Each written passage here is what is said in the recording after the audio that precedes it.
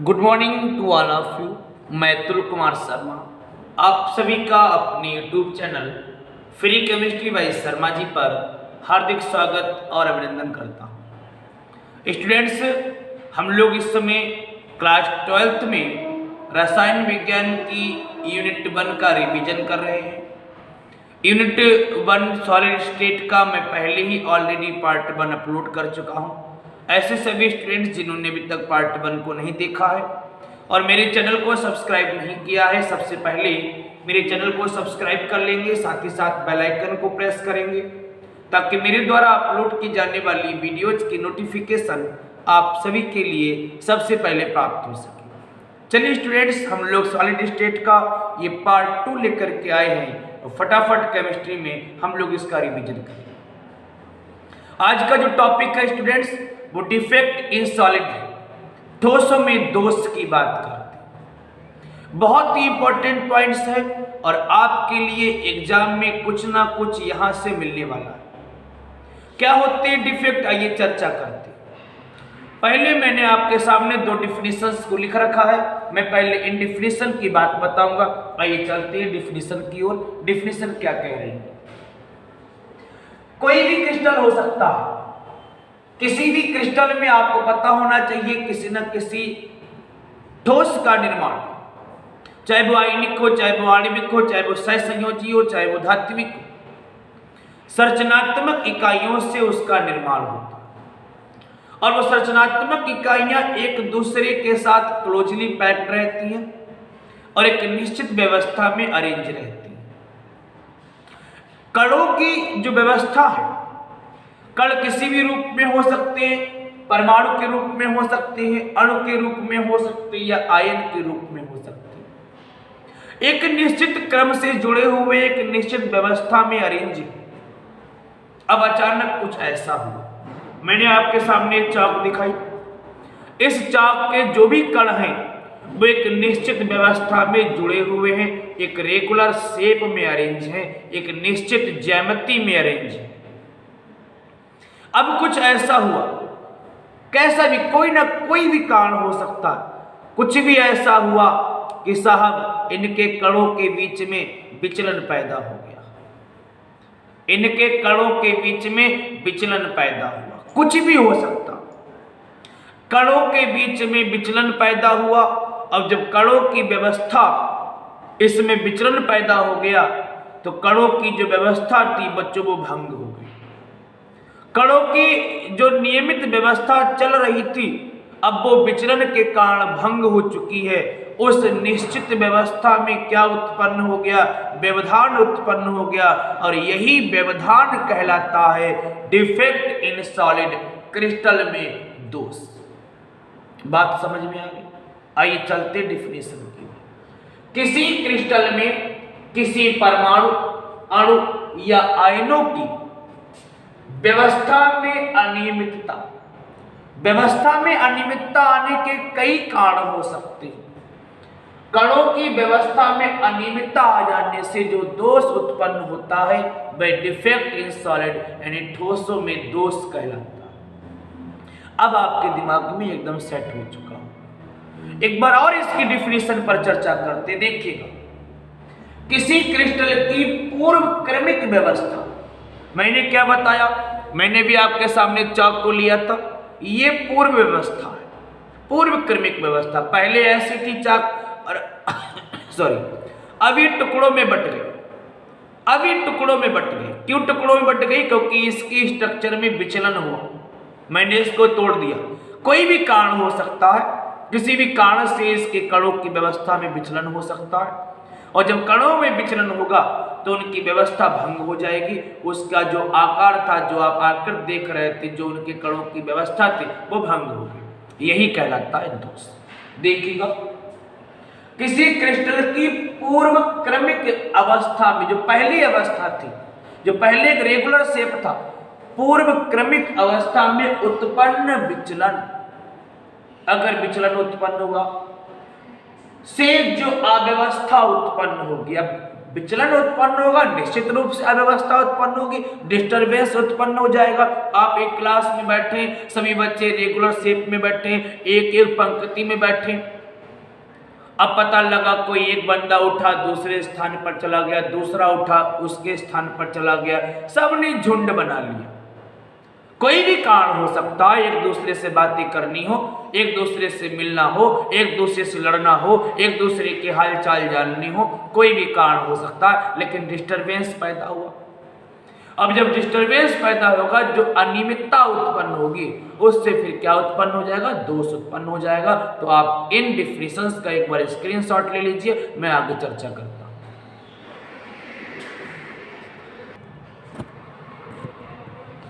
अब हम लोग बात करेंगे स्टूडेंट्स की आखिर ये डिफेक्ट होता कितने प्रकार का है, ये भी आपको पता होना चाहिए।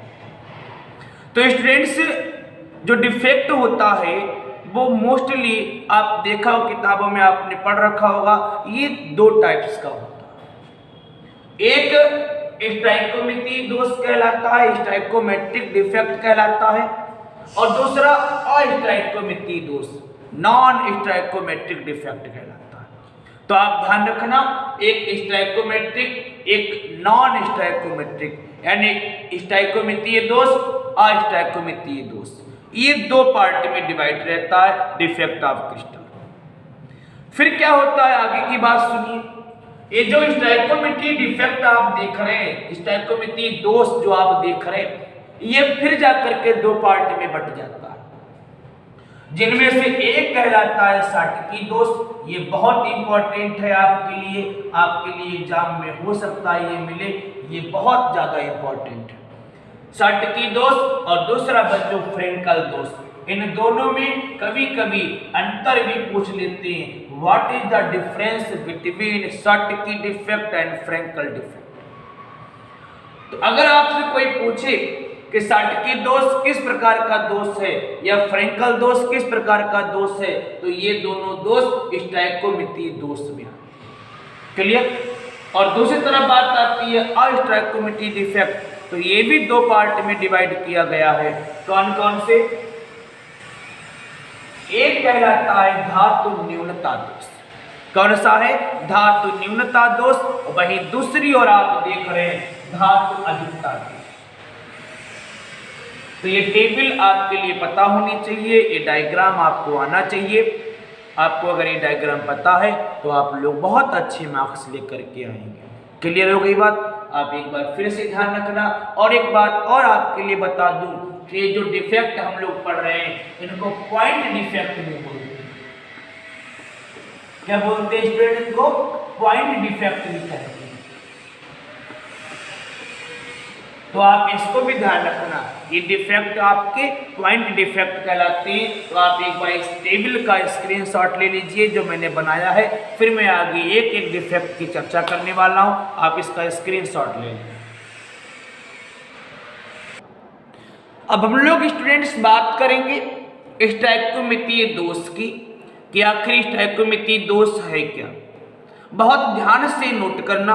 अगर आपके लिए सारी बातें समझ में आ रही हों, सारे पॉइंट्स क्लियर हो रहे हों, तो एक बार कमेंट्स बॉक्स में जरूर मुझे बताएंगे। आपको एक बात ध्यान रखना है, वीडियो को देखते समय लाइक जरूर करना है अगर आपको वीडियो पसंद आती है तो। दोस्तों में भी शेयर करेंगे, और अगर आपने अभी तक सब्सक्राइब नहीं किया तो सबसे पहले सब्सक्राइब कर लेंगे, बेल आइकन को प्रेस करेंगे ताकि मेरे द्वारा अपलोड की जाने वाली वीडियोज की नोटिफिकेशन आपके लिए मिलती रहे। स्टूडेंट्स, हम लोग बात करेंगे स्टाइकोमेट्री डिफेक्ट। ध्यान से देखिए, मैंने यहाँ पर सामने आपके लिख रखा है पूरी डिफिनेशन को, ध्यान से सुनिए। डिफिनेशन है वे दोष, अगर ध्यान देना, वे दोष जिनके कारण धनायन तथा ऋणायन की संख्या का अनुपात परिवर्तित नहीं होता है। कुछ ऐसी बातें जो आपको ध्यान में रखनी है, आपके एग्जाम में अक्सर गलती हो जाती है आपसे। इन बातों को अगर आप ध्यान रखेंगे तो आपसे कोई गलती नहीं होगी। ऐसे दोष जो अगर उत्पन्न होते हैं किसी क्रिस्टल में, तो उनके उत्पन्न होने के फलस्वरूप भी धनायन और ऋणायन जो उपस्थित हैं उनकी संख्या में कोई परिवर्तन नहीं होता है। जरा ध्यान देना। अगर धनायन और ऋणायन की संख्या में परिवर्तन नहीं होगा, परिवर्तन से भी मतलब समझ लेना उनकी संख्या बराबर रहेगी, अनुपात नहीं बदलेगा। परिवर्तन से भी मतलब ध्यान रखना अनुपात परिवर्तित नहीं होगा, संख्याएं बराबर रहेंगी।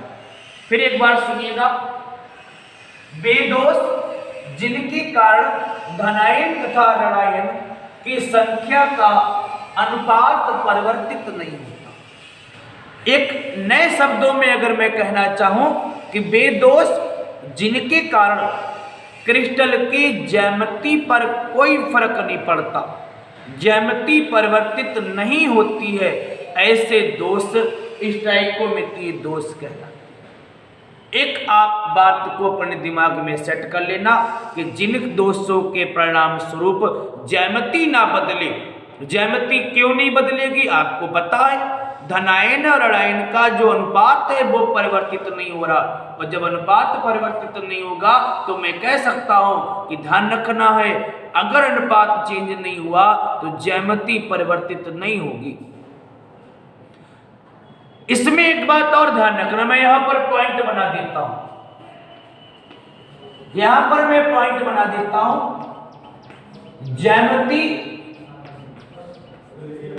परिवर्तन नहीं होता। ठीक, एक और बात बता देते हैं, धनायन और ऋणायन की संख्या का जो बच्चों अनुपात है, धनायन और ऋणायन की संख्या का जो अनुपात होता है उसको स्टाइकोमेट्री अनुपात कहते हैं। और जब धनायन और ऋणायन का अनुपात नहीं बदल रहा, इसका मतलब स्टाइकोमेट्री अनुपात भी नहीं बदल रहा। तो यहां से भी हम लोग पॉइंट उठा सकते हैं कि वे दोष जिनके परिणाम स्वरूप ज्यामिति में परिवर्तन नहीं होता है स्टाइकोमेट्री दोष कहलाते हैं। धनायन ऋणायन के अनुपात में परिवर्तन नहीं होता है स्टाइकोमेट्री दोष कहलाते हैं। स्टाइकोमेट्री अनुपात में परिवर्तन नहीं होता है स्टाइकोमेट्री दोष कहलाते हैं। एक बार फिर देखिएगा, वे दोष जिनके कारण धनायन तथा ऋणायन की संख्या का अनुपात परिवर्तित नहीं होता है वे कहलाते हैं स्टाइकोमेट्री दोष। आई होप आप यहां तक सारी बातें समझ गए होंगे। आप आगे की बात सुनिए। अब ये जो स्टाइकोमेट्री दोष आप जो देख रहे हैं ये फिर दो पार्ट में डिवाइड हो गए, ये फिर से दो पार्ट में डिवाइड हो गए बच्चों।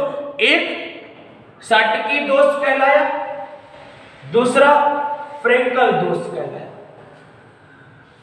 साटकी की बात करता हूं, मैंने आप देख रहे हो मैंने गोले बना रखे, ये स्ट्रक्चर क्रिस्टल की स्ट्रक्चर, ये आंतरिक संरचना, इसमें एक धनायन ऋणायन धनायन ऋणायन सब क्रम से जुड़े रहते हैं। जरा ध्यान देना बच्चों, सभी क्रम से जुड़े रहेंगे अल्टरनेटिव क्रम में। मैं इनको आपस में जोड़ देता हूं, एक धनायन एक ऋणायन से, एक धनायन एक ऋणायन से, इस तरीके से। और जोड़ने के बाद ये जो स्थान बन रहा है, आप देख रहे, ये जो स्थान बन रहा है इस स्थान को कहा जाता है अंतरकाशी स्थान। क्या नाम दिया जाता है बच्चों? इसको नाम देते हैं अंतरकाशी स्थान। जो ये चारों तरफ से घेरा हुआ जो गोला आप देख रहे हो ये अंतरकाशी स्थान कहलाता है। मैं ये काम करता हूं, मैं सबको आपस में जोड़ देता हूं। ये देखिए, मैं सभी को आपस में जोड़े देता हूं। ये मैंने सबको आपस में जोड़ दिया। धनायन की संख्या कितनी गिनिए? 1 2 3 4 5 6 7 8, 8 धनायन और 8 ऋणायन। अनुपात आप देख लीजिए, 8 8 है दोनों, धनायन भी 8 ऋणायन भी 8। अब मान लेता हूं साहब इसमें दोष उत्पन्न हुआ, और दोष भी कैसा? दोष भी कैसा ये भी आपको ध्यान रखना है। मान लेता हूं इसमें धनायन अपना स्थान छोड़ देता है। धनायन क्या करता है? अपना स्थान छोड़ देता है। देखिए कैसे धनायन ने अपना स्थान छोड़ दिया। ये धनायन की रिक्ति होगी। काय की रिक्ति होगी बच्चों? ये धनायन की रिक्ति होगी। धनायन ने अपना स्थान छोड़ दिया। आप देखिए अब धनायन ने स्थान छोड़ दिया मतलब -1। धनायन कितने बचे फिर बच्चों? 7 बचे। कितने बचे? 7। अब क्या होगा? मैंने क्या बोला था? ज्यामिति परिवर्तित नहीं होगी। अगर यहां पर संख्या गड़बड़ हो गई, धनायन के 7 ऋणायन के 8, तो ज्यामिति बदल जाएगी। और मैंने क्या बोला? ज्यामिति परिवर्तन नहीं। ज्यामिति परिवर्तन क्यों नहीं? क्योंकि स्टैकोमितीय अनुपात नहीं बदलता। और स्टैकोमितीय अनुपात ना बदले इसके लिए क्या होगा? अगर धनायन ने अपना स्थान छोड़ दिया तो उतनी ही संख्या में, जितने धनायन स्थान छोड़ेंगे उतनी ही संख्या में ऋणायन अपना स्थान छोड़ देंगे। देखिए एक धनायन ने स्थान छोड़ा तो आप ध्यान रखना एक ऋणायन भी अपना स्थान छोड़ देगा। एक ऋणायन भी अपना स्थान छोड़ देगा। ये देखिए इसने भी अपना स्थान छोड़ दिया। ये साहब निगेटिव की रिक्ति बन गई। एक आयन जब अपना स्थान छोड़ देता है, चाहे वो धनायन हो चाहे वो ऋणायन हो, तो उससे जो खाली स्थान बचता है उसको कहते हैं रिक्ति। क्या कहते हैं? रिक्ति। अब 8 में से 8 धनायन में से 1 धनायन चला गया 7। 8 ऋणायन में से 1 ऋणायन चला गया 7। धनायन ऋणायन चले गए 1-1। अब दोनों बराबर 7 और 7। जितने धनायन रहेंगे उतने ऋणायन रहेंगे। एक नए सिरे से इसकी परिभाषा देता हूं। वह दोष जिसमें समान संख्या में अगर 1 धनायन तो 1 ऋणायन, 2 धनायन तो 2 ऋणायन, वह दोष जिसमें समान संख्या में धनायन और ऋणायन अपना स्थान छोड़ देता है, ऐसे दोष कहलाते हैं साटकी दोष। आई होप आपको ये बात समझ में आ गई होगी कि साटकी दोष क्या होता है। वे दोष जिसमें धनायन और ऋणायन समान संख्या में अपने स्थान को छोड़ देते हैं, ऐसे दोष कहलाते हैं साटकी दोष। अगर एक धनायन स्थान छोड़ेगा तो एक ऋणायन भी छोड़ देगा। धनायन और ऋणायन का अनुपात नहीं बदलेगा, अर्थात स्टैकोमितीय अनुपात नहीं बदलेगा, अर्थात ज्यामिति नहीं बदलेगी। मैं कह सकता हूं साटकी दोष किस में आएगा? स्टैकोमितीय में आएगा, क्योंकि स्टैकोमितीय भी यही कहता है कि धनायन ऋणायन का अनुपात नहीं बदलेगा, स्टैकोमितीय अनुपात नहीं बदलेगा, ज्यामिति नहीं बदलेगा। क्लियर? चलिए अगली बात करते हैं। अगला हमारा दोष फ्रेंकल दोष। ये भी स्टैकोमितीय दोष है। कैसे? मैंने फिर यहां पर बना रखा है 1 धनायन 1 ऋणायन फिर धनायन फिर ऋणायन, कंटिन्यू एक निश्चित क्रम से मैं इनको जोड़ देता हूं। एक निश्चित क्रम से ये जुड़े रहेंगे। आप देखिएगा मैंने इनको जोड़ दिया।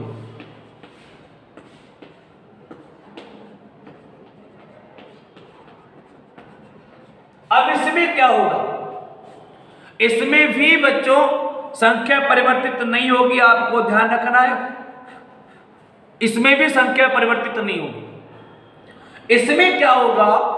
कोई भी एक आयन, चाहे वो धनायन हो चाहे वो ऋणायन हो, मुख्य रूप से धनायन की बात करेंगे। किसकी बात करेंगे? धनायन की। हम लोग अगर आपको इस पर टिप्पणी ज़्यादा देखनी है तो आप लोग मेरी वीडियोस को देख सकते हैं। मैं पहले वीडियो अपलोड कर चुका हूं। मैं यहां पर केवल पॉइंट टू पॉइंट का डिस्कस करूंगा ताकि मैं रिवीजन फटाफट करा सकूं। तो एक कोई सा भी आए, चाहे धनायन हो चाहे वो ऋणायन हो, मुख्य रूप से मैंने बात की धनायन की, अपने वास्तविक स्थान को छोड़ देगा। अपना जो वास्तविक स्थान होगा उसको छोड़ देगा। देखिए मैं मान लेता हूं धनायन ने अपना स्थान छोड़ दिया। अब 8 धनायन थे 8 ऋणायन थे, अनुपात बराबर। एक धनायन ने अपना स्थान छोड़ दिया, एक धनायन ने अपना स्थान छोड़ दिया। जब छोड़ दिया तो कितने रह गए? फिर 7 रह गए। लेकिन ये छोड़ करके बाहर नहीं जाएगा। अगर ये बाहर चला जाता तो ज्यामिति बदल जाती, क्योंकि धनायन हो जाते हैं 7 और ऋणायन हो जाते 8, अनुपात भी बदल गया तो ज्यामिति बदलनी। लेकिन ये बाहर नहीं जाएगा, ये क्या करेगा? ये अंतरकाशी स्थान में प्रवेश पालेगा। क्लियर हो गई? ये दोष भी खत्म हो गया। वह दोष जिसमें कोई एक आयन, चाहे धनायन या ऋणायन, अपना वास्तविक स्थान छोड़ देगा। वास्तविक स्थान छोड़ देगा तो बच्चों क्या उत्पन्न हो जाएगी? रिक्ति उत्पन्न हो जाएगी। अपना वास्तविक स्थान छोड़ देगा, कहीं जाएगा नहीं। और कहां स्थान ले लेगा? कहां प्रवेश ले लेगा? वो प्रवेश ले लेगा अंतरकाशी स्थान में। ऐसे दोष को हम लोग फ्रैंकल दोष कहते हैं, यानी ये जाने वाला नहीं। जब जाएगा नहीं तो संख्या बराबर रहेगी, संख्या परिवर्तित नहीं होगी। क्लियर? अब आपने एक बात नोटिस की होगी, ना तो इसमें संख्या बदल रही ना इसमें संख्या बदल रही, मतलब दोनों प्रकार के दोष अगर उत्पन्न भी हो जाएंगे तो क्रिस्टल के ज्यामिति पर कोई फर्क नहीं पड़ेगा। आप एक बार इसका स्क्रीनशॉट ले लीजिए, फिर मैं आगे की बात को चर्चा करता हूं। देख लीजिए आप। अब हम लोग बात करेंगे दूसरे प्रकार के दोष, जिसको अस्टाइक्योमिति दोष कहते हैं। डेफिनेशन स्टाइक्योमिति से जस्ट विपरीत होगी। देखिएगा कैसे। स्टाइक्योमिति में क्या था, जरा ध्यान देना। स्टाइक्योमिति में क्या था? ज्यामिति परिवर्तित नहीं होती, इसमें ज्यामिति बदल जाएगी। स्टाइक्योमिति में क्या था? धनायन ऋणायन का अनुपात नहीं बदलता था, इसमें बदल जाएगा। स्टाइक्योमिति में क्या था? स्टाइक्योमिति अनुपात नहीं बदलता था, इसमें बदल जाएगा। इतनी बात ध्यान रखें। वह दोष यदि क्रिस्टल में उत्पन्न, वह दोष जिसके परिणाम स्वरूप धनायन व ऋणायन की संख्या का अनुपात परिवर्तित हो जाता है। धनायन ऋणायन की संख्या बदल जाएगी, स्टाइक्योमिति अनुपात बदल जाएगा, क्रिस्टल की ज्यामिति बदल जाएगी। ऐसे दोष क्या कहलाते हैं? ऐसे दोष अस्टाइक्योमिति दोष कहलाते हैं। क्लियर? मुझे नहीं लगता किसी भी स्टूडेंट को इनको समझने में दिक्कत आ रही है। ये दोष भी 2 भागों में बांट दिए जाते हैं। पहला धातु न्यूनता दोष और दूसरा धातु अधिकता दोष। पहला धातु न्यूनता दोष और दूसरा धातु अधिकता दोष। क्या होता है आइए मैं आपके सामने बना करके दिखाता हूं। मैं एक काम करता हूं, मैं डायग्राम इसका बनाता हूं, आप देखिए। धातु न्यूनता की बात करते हैं। मैं क्रिस्टल को दिखा देता हूं। ये देखिए मैं स्ट्रक्चर को ड्रॉ कर रहा हूं। मैंने यहां पर स्ट्रक्चर को ड्रॉ कर दिया। प्रत्येक स्ट्रक्चर अब जो आप देख रहे हो, धनायन ऋणायन धनायन ऋणायन ऋणायन धनायन, ये इस तरीके से कंटिन्यू अल्टरनेटिव क्रम में जुड़े रहे। ये देखिए ये आपस में जुड़ गए।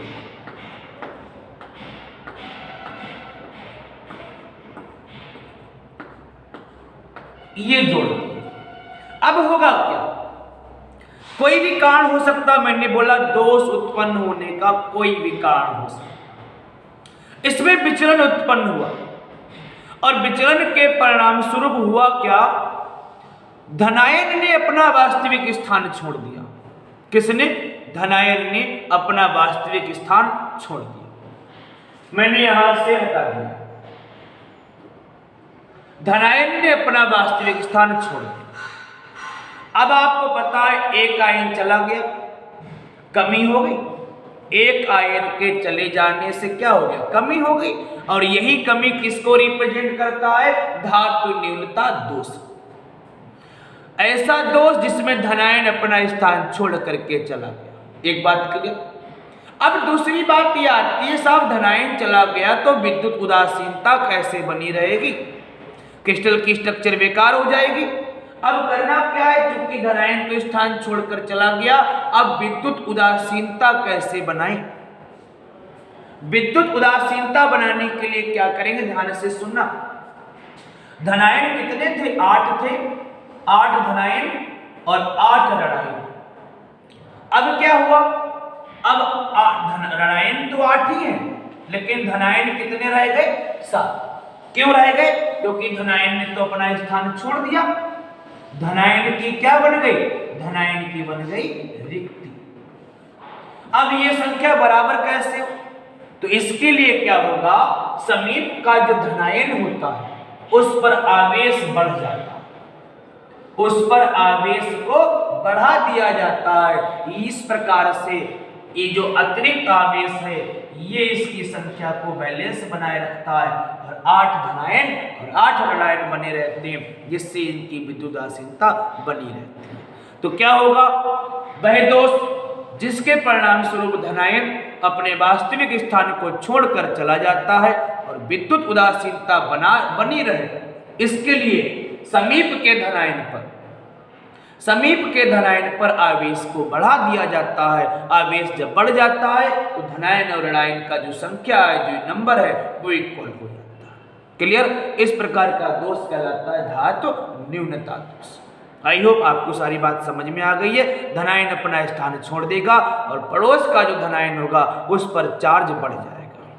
क्यों बढ़ा देंगे? ताकि विद्युत उदासीनता बनी रहे। आइए अब चलते हैं दूसरी तरफ, धातु अधिकता दोष। यहां पर देखिए क्या होता है। मैं फिर से स्ट्रक्चर को ड्रॉ कर रहा हूं। मैं इन गोलों को फिर से बना देता हूं। अब की जो बात होने जा रही वो धातु अधिकता की होने जा रही। इनको आपस में जोड़ देते हैं, क्योंकि ये plus minus plus minus minus plus minus plus plus minus plus minus minus plus minus plus, ये आपस में मैं जोड़ देता हूं।